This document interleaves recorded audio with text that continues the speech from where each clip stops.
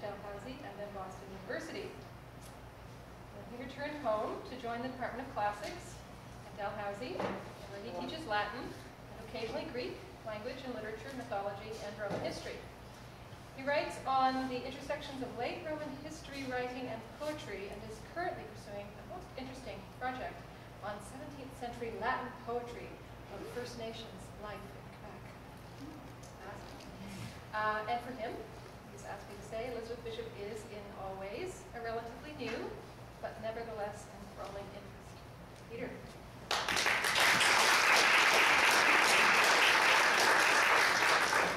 Well, thank you, Sandra, for introducing me to Bishop, and to Susie, our rooster, for introducing me to Sandra.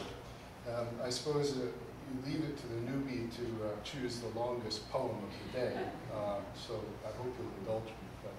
But I love it for, this is Roosters, I love it for its odd combination of grotesque comedy and tragedy, which I think comes out successfully at the end. Oh, and there's also an echo, I think anyway, of ancient Greek in it, which Bishop knew and translated. At 4 o'clock, in the gun-metal blue dark, we hear the first crow of the first cock, just below the gun-metal blue window, and immediately there is an echo off in the distance, then one from the backyard fence, then one with horrible insistence grates like a wet match from the broccoli patch, flares, and all over town begins to catch. Cries galore come from the water closet door, from the dropping plastered henhouse floor, where in the blue blur their rustling wives admire. The roosters brace their cruel feet and glare with stupid eyes, while from their beaks there rise the uncontrolled traditional cries.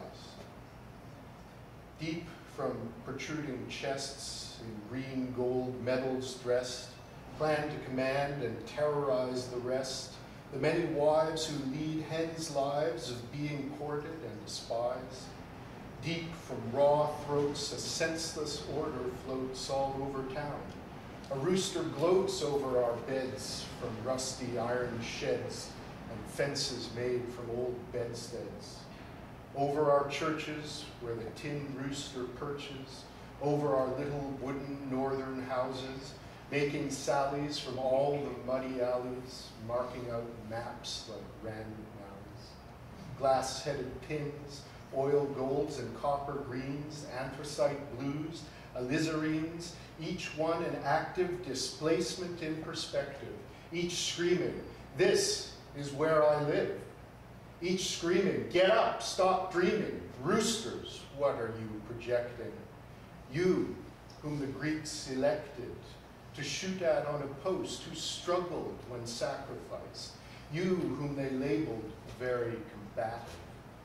What right have you to give commands and tell us how to live? Cry here and here, and wake us where we are. Unwanted love, conceit, and war. The crown of red set on your little head is charged with all your fighting blood. Yes, that excrescence makes a most virile presence, puts all that vulgar beauty of iridescence. Now, in mid-air, by twos they fight each other. Down comes a first flame feather, and one is flying with raging heroism defying even the sensation dying. And one is falling, but still above the town, his torn out bloody feathers drift down. And what he sung, no matter.